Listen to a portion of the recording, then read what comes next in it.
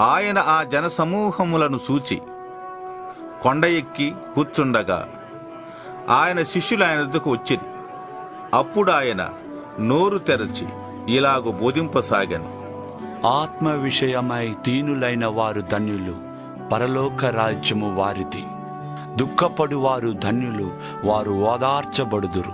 సాత్వికులు ధన్యులు, వారు భూలోకమును స్వతంత్రించుకొందురు. నీతి కొరకు ఆకలి దప్పులు గలవారు ధన్యులు, వారు తృప్తిపరచబడుదురు. కనికరము గలవారు ధన్యులు, వారు కనికరము పొందుదురు.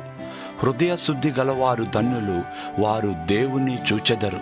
సమాధానపరచువారు ధన్యులు, వారు దేవుని కుమారులనబడుదురు. నీతి నిమిత్తము హింసింపబడువారు ధన్యులు, పరలోక రాజ్యము వారిది. నా నిమిత్తము జనులు మిమ్మును నిందించి హింసించి మీ మీద అబద్ధముగా చెడ్డమాటలెల్లా పలుకున్నప్పుడు మీరు ధన్యులు. సంతోషించి ఆనందించుడి, పరలోకమందు మీ ఫలము అధికమగును. ఈలాగున వారు మీకు పూర్వముందున్న ప్రవక్తలను హింసించిరి. మీరు లోకమునకు ఉప్పై ఉన్నారు. ఉప్పు నిస్సారమైతే అది దేని వలన సారము పొందును? అది బయట పారవేయబడి మనుషుల చేత త్రొక్కబడిటికే గాని మరి దేనికిని పనికిరాదు. మీరు లోకమునకు వెలుగై ఉన్నారు. కొండ మీద నుండి పట్టణము మరుగై ఉండనేరదు. మనుష్యులు దీపము వెలిగించి కొంచెము క్రింద పెట్టరు, కాని అది ఇంటి నుండి వారికందరికీ వెలుగుచుటకై దీపస్తంభం మీదనే పెట్టుదురు. మనుష్యులు మీ సత్క్రియలను చూచి పరలోకమందున్న మీ తండ్రిని మహిమపరచునట్లు వారి ఎదుట మీ వెలుగు ప్రకాశింపనీయుడి. ధర్మశాస్త్రమునైనను ప్రవక్తల వచనములనైనను కొట్టివేయవచ్చితినని తలంచవద్దు. నెరవేర్చుటకే గాని కొట్టివేయుటకు నేను రాలేదు. ఆకాశమును భూమియు గతించిపోయిననే గాని ధర్మశాస్త్రమంతయు నెరవేరు వరకు దాని నుండి ఒక పొల్లైనను ఒక సున్నా అయినను తప్పిపోదని నిశ్చయముగా మీతో చెప్పుచున్నాను. కాబట్టి ఈ ఆజ్ఞలలో మిగుల అల్పమైన ఒకదానినైనను మీరి మనుష్యులకు అలాగున చేయ బోధించువాడెవడో వాడు పరలోక రాజ్యంలో మిగుల అల్పుడనబడును. అయితే వాటిని గైకొని బోధించువాడెవడో వాడు పరలోక రాజ్యంలో గొప్పవాడనబడును. శాస్త్రుల నీతి కంటెను పరిసయ్యుల నీతి కంటెను మీ నీతి అధికము కాని ఎడల మీరు పరలోక రాజ్యంలో ప్రవేశింప నేరరని మీతో చెప్పుచున్నాను. నరహత్య చేయవద్దు. నరహత్య చేయువాడు విమర్శకు లోనగునని పూర్వీకులతో చెప్పబడిన మాట మీరు విన్నారు గదా.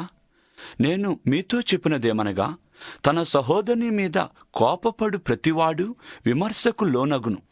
తన సహోదరుని చూచి వ్యర్థుడా అని చెప్పువాడు మహాసభకు లోనగును.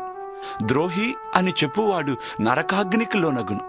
కావున నీవు బలిపీఠమునద్ద అర్పణము అర్పించుచుండగా నీ మీద నీ సహోదరునికి విరోధమేమైనను కలదని అక్కడ నీకు జ్ఞాపకము వచ్చినడలా అక్కడ బలిపీఠమునెదుటని నీ అర్పణము విడిచిపెట్టి మొదట వెళ్ళి నీ సహోదరునితో సమాధానపడుము.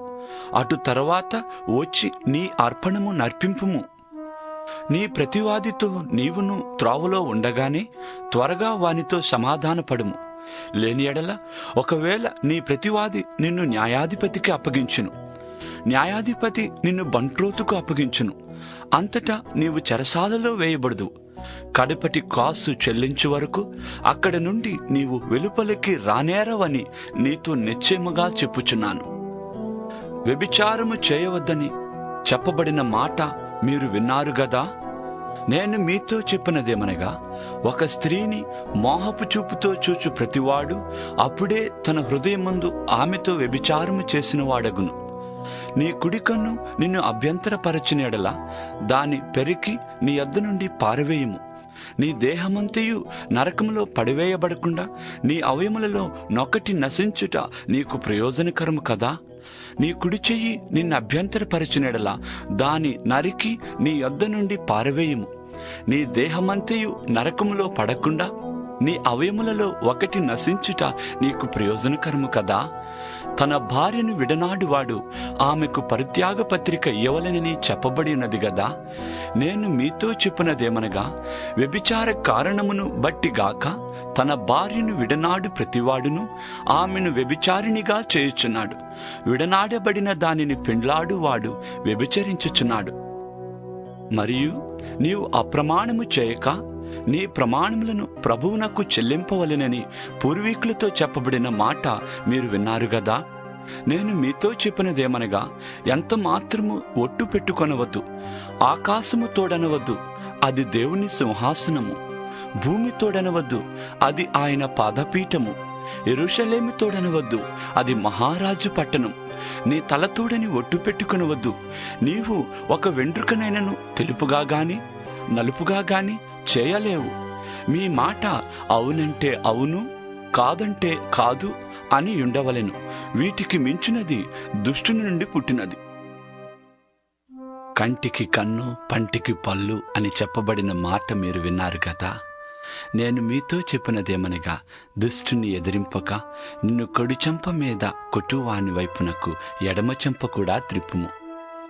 ఎవడైనా నీ మీద వ్యాజ్యము వేసి నీ అంగీ తీసుకొన గోరిన ఎడల వానికి నీ పైవస్త్రము కూడా ఇచ్చివేయుము.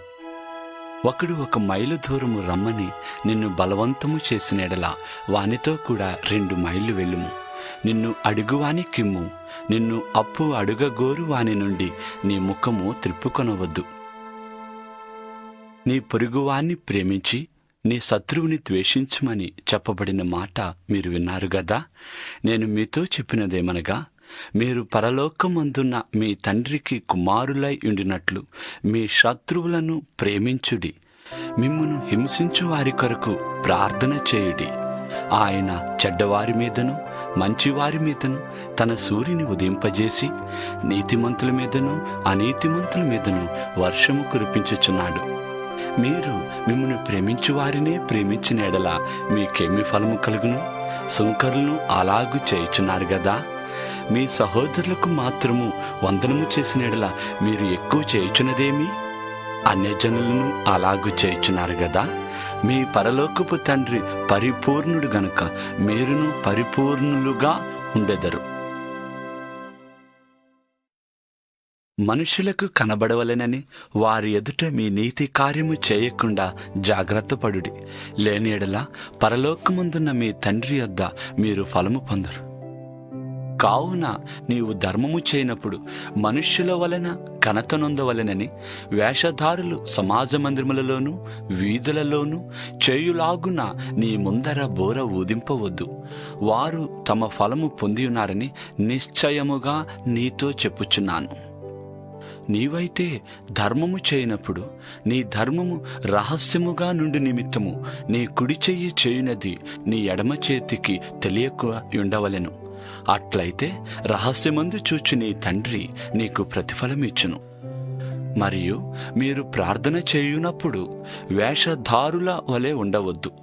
మనుష్యులకు కనబడవలెనని సమాజ మందిరములలోనూ వీధుల మూలలలోనూ నిలిచి ప్రార్థన చేయుట వారికిష్టము. వారు తమ ఫలము పొందియున్నారని నిశ్చయముగా మీతో చెప్పుచున్నాను. నీవు ప్రార్థన చేయునప్పుడు నీ గదిలోనికి వెళ్ళి తలుపు వేసి రహస్యమందున్న నీ తండ్రికి ప్రార్థన చేయుము. అప్పుడు రహస్యమందు చూచు నీ తండ్రి నీకు ప్రతిఫలమిచ్చును. మరియు మీరు ప్రార్థన చేయునప్పుడు అన్యజనుల వలె వ్యర్థమైన మాటలు వచింపవద్దు. విస్తరించి మాటలాడుట వలన తమ మనవి వినబడునని వారు తలంచుచున్నారు. మీరు వారి వలె ఉండకుడి. మీరు మీ తండ్రిని అడుగకమునిపే మీకు అక్కరగానున్నవేవో ఆయనకు తెలియను. కాబట్టి మీరిలాగు ప్రార్థన చేయుడి.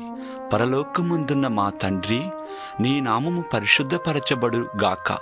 నీ రాజ్యము వచ్చుగాక. నీ చిత్తము పరలోకమందు నెరవేరుచున్నట్లు భూమి యందును నెరవేరునుగాక. మా అనుదిన ఆహారము నేడు మాకు దయచేయము. మా రుణస్థులను మేము క్షమించి ఉన్న ప్రకారము మా రుణములు క్షమించుము. మమ్మను శోధనలోనికి తేక దుష్టుని నుండి మమ్మను తప్పించుము. మనుష్యుల అపరాధములను మీరు క్షమించిన ఎడల మీ పరలోకపు తండ్రియు మీ అపరాధములను క్షమించును. మీరు మనుషుల అపరాధములను క్షమింపకపోయిన ఎడల మీ తండ్రియు మీ అపరాధములను క్షమింపడు. మీరు ఉపవాసము చేయనప్పుడు వేషధారుల వలె దుఃఖముఖులై ఉండకుడి. తాము ఉపవాసము చేయుచున్నట్టు మనుష్యులకు కనబడవలెనని వారు తమ ముఖములను వికారము చేసుకుందురు. వారు తమ ఫలము పొంది ఉన్నారని నిశ్చయముగా మీతో చెప్పుచున్నాను. ఉపవాసము చేయుచున్నట్టు మనుషులకు కనబడవలెనని కాక రహస్యమందున్న నీ తండ్రికే కనబడవలెనని నీవు ఉపవాసము చేయనప్పుడు నీ తల అంటుకొని నీ ముఖము కడుగుకొనుము. అప్పుడు రహస్యమందు చూచుచున్న నీ తండ్రి నీకు ప్రతిఫలమిచ్చును. భూమి మీద మీ కొరకు ధనమును కూర్చుకొనవద్దు. ఇక్కడ చిమ్మెటయు తుప్పును తినివేయును, దొంగలు కన్నము వేసి దొంగిలెదరు. పరలోకమందు మీ కొరకు ధనమును కూర్చుకొనుడి. అచ్చట చిమ్మెట అయినను తుప్పైనను దాని తినివేయదు, దొంగలు కన్నము వేసి దొంగిలరు. నీ ధనమెక్కడ నుండునో అక్కడనే నీ హృదయము ఉండును. దేహమునకు దీపము కన్నే గనుక నీ కన్ను తేటగా ఉండిన ఎడల నీ దేహమంతయు వెలుగుమయమై ఉండును. నీ కన్ను చెడినదైతే నీ దేహమంతయు చీకటమయమై ఉండును. నీలోనున్న వెలుగు చీకటి అయి ఉండినేడలా ఆ చీకటి ఎంతో గొప్పది. ఎవడునూ ఇద్దరు యజమానులకు దాసుడుగా నుండనేరడు.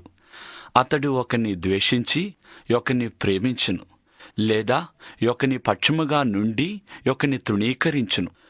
మీరు దేవునికిని సిరికిని దాసులుగా నుండనేరరు. అందువలన నేను మీతో చెప్పినదేమనగా, ఏమి తిందుమో ఏమి త్రాగుదుమో అని మీ ప్రాణమును గూర్చి అనను, ఏమి ధరించుకుందుమో అని మీ దేహమును గూర్చి అనను చింతింపకుడి. ఆహారము కంటే ప్రాణమును, వస్త్రము కంటే దేహమును గొప్పవి కావా? ఆకాశ పక్షులను చూడుడి, అవి విత్తవు, కోయవు, కొట్లలో కూర్చుకొనవు, అయినను మీ పరలోకపు తండ్రి వాటిని పోషించుచున్నాడు. మీరు వాటికంటే బహుశ్రేష్ఠులు కారా? మీలో ఎవడు చింతించటం వలన తన ఎత్తు మోరడెక్కువ చేసుకొనగలడు? వస్త్రములను గూర్చి మీరు చింతింపనేలా? అడవి పువ్వులు ఎలాగూ నెదుగుచున్నావో ఆలోచించుడి. అవి కష్టపడవు, వడకవు. ఆయనను తన సమస్త వైభవముతో కూడిన సొలొమోను సహితము వీటిలో నొకదాని వలెనైనను అలంకరింపబడలేదు. నేడుండి రేపు పొయ్యిలో వేయబడు అడవి గడ్డిని దేవుడిలాగు అలంకరించిన ఎడల అల్ప విశ్వాసులారా, మీకు మరి నిశ్చయముగా వస్త్రములు ధరింపజేయను గదా. కాబట్టి ఏమి తిందుమో, ఏమి త్రాగుదుమో, ఏమి ధరించుకుందుమో అని చింతింపకుడి. అన్యజనులు వీటన్నిటి విషయమై విచారింతురు. ఇవన్నీ మీకు కావలెనని మీ పరలోకపు తండ్రికి తెలియను. కాబట్టి మీరు ఆయన రాజ్యమును నీతిని మొదట వెదకుడి, అప్పుడు అవన్నీ మీకు అనుగ్రహింపబడును. రేపటిని గూర్చి చింతింపకుడి, రేపటి దినము దాని సంగతిని గూర్చి చింతించును. ఏ నాటి కీడు ఆ నాటికి చాలును. మీరు తీర్పు తీర్చకుడి, అప్పుడు మిమ్మును గూర్చి తీర్పు తీర్చబడదు. మీరు తీర్చు తీర్పు చొప్పుననే మిమ్ముని గూర్చియు తీర్పు తీర్చబడును. మీరు కొలుచు కొలత చొప్పుననే మీకును కొలవబడును. నీ కంటిలోనున్న దూలము నెంచక నీ సహోదరుని కంటిలోనున్న నలుసును చూచుటయాలా? నీ కంటిలో దూలముండగా నీవు నీ సహోదరుని చూచి నీ కంటిలోనున్న నలుసును తీసివేయనిమ్మని చెప్పనేలా? వేషధారి, మొదట నీ కంటిలోనున్న దూలమును తీసివేసి కొనుము. అప్పుడు నీ సహోదరుని కంటిలోనున్న నలుస్సును తీసివేయుటకు నీకు తేటగా కనబడును. పరిశుద్ధమైనది కుక్కలకు పెట్టకుడి. మీ ముత్యములను పందులెదుట వేయకుడి. వేసిన ఎడల అవి ఒకవేళ వాటిని కాళ్లతో త్రొక్కి మీ మీద పడి మిమ్మును చీల్చివేయును. అడిగుడి మీకియ్యబడును, వెదకుడి మీకు దొరకును, తట్టుడి మీకు తీయబడును. అడుగు ప్రతివాడును పొందును, వెదకు వానికి దొరుకును, తట్టు వానికి తీయబడును. మీలో ఏ మనుష్యుడైనను తన కుమారుడు తన రొట్టెను అడిగిన ఎడల వానికి రాతినిచ్చునా? చేపను అడిగిన ఎడల పామునిచ్చునా? మీరు చెడ్డవారయ్యుండియు మీ పిల్లలకు మంచి ఈవుల నీయ నెరగి ఉండగా పరలోకమందున్న మీ తండ్రి తన్ను అడుగువారికి అంతకంటే ఎంతో నిశ్చయముగా మంచి ఈవులనిచ్చును. కావున మనుష్యులు మీకు ఏమి చేయవలెనని మీరు కోరుదురో అలాగునని మీరును వారికి చేయుడి. ఇది ధర్మశాస్త్రమును ప్రవక్తల ఉపదేశమును అయ్యున్నది. ఇరుకు ద్వారమున ప్రవేశించుడి. నాశనమునకు పోవు ద్వారము వెడల్పును, ఆ దారి విశాలమునై ఉన్నది. దాని ద్వారా ప్రవేశించువారు అనేకులు. జీవమునకు పోవు ద్వారము ఇరుకును, ఆ దారి సంకుచితమునై ఉన్నది. దాని కనుగొను వారు కొందరే. అబద్ధ ప్రవక్తలను గూర్చి జాగ్రత్త పడుడి. వారు గొర్రెల చర్మములు వేసుకొని మీ యొద్దకు వత్తురు, కాని లోపల వారు క్రూరమైన తోడేళ్లు. వారి ఫలముల వలన మీరు వారిని తెలుసుకొందురు. ముండ్ల పొదలలో ద్రాక్ష పండ్లైనను, పల్లేరు చెట్లను అంజూరపు పండ్లనైనను కోయుదురా? అలాగుననే ప్రతి మంచి చెట్టు మంచి ఫలములు ఫలించును, పనికి మాలిన చెట్టు కాని ఫలములు ఫలించును. మంచి చెట్టు కాని ఫలములు ఫలింపనేరదు, పనికి మాలిన చెట్టు మంచి ఫలములు ఫలింపనేరదు. మంచి ఫలములు ఫలింపని ప్రతి చెట్టు నరకబడి అగ్నిలో వేయబడును. కాబట్టి మీరు వారి ఫలముల వలన వారిని తెలుసుకుందురు. ప్రభువా, ప్రభువా అని నన్ను పిలుచు ప్రతివాడును పరలోక రాజ్యములో ప్రవేశింపుడు గాని పరలోకమందున్న నా తండ్రి చిత్త ప్రకారము చేయువాడే ప్రవేశించును. ఆ దినమందు అనేకులు నన్ను చూచి, ప్రభువా, ప్రభువా, మేము నీ నామమున ప్రవచింపలేదా? నీ నామమున దయ్యములను వెళ్ళగొట్టలేదా? నీ నామమున అనేకమైన అద్భుతములు చేయలేదా అని చెప్పుదురు. అప్పుడు నేను మిమ్మును ఎన్నడూనూ ఎరగను, అక్రమము చేయువార్లారా నా యొద్ద నుండి పొండని వారితో చెప్పుదును. కాబట్టి ఈ నా మాటలు విని వాటి చొప్పున చేయు ప్రతివాడును బండ మీద తన ఇల్లు కట్టుకుని బుద్ధిమంతుని పోలిండును. వాన కురిసెను, వరదలు వచ్చెను, గాలి విసిరి ఆ ఇంటి మీద కొట్టెను. గాని దాని పునాది బండ మీద వేయబడిన గనుక అది పడలేదు. మరియు ఈ నా మాటలు విని వాటి చొప్పున చేయని ప్రతివాడు ఇసుక మీద తన ఇల్లు కట్టుకుని బుద్ధిహీనుని పోలిండును. వాన కురిసెను, వరదలు వచ్చెను, గాలి విసిరి ఆ ఇంటి మీద కొట్టెను. అప్పుడు అది కూలబడెను, దాని పాటు గొప్పది.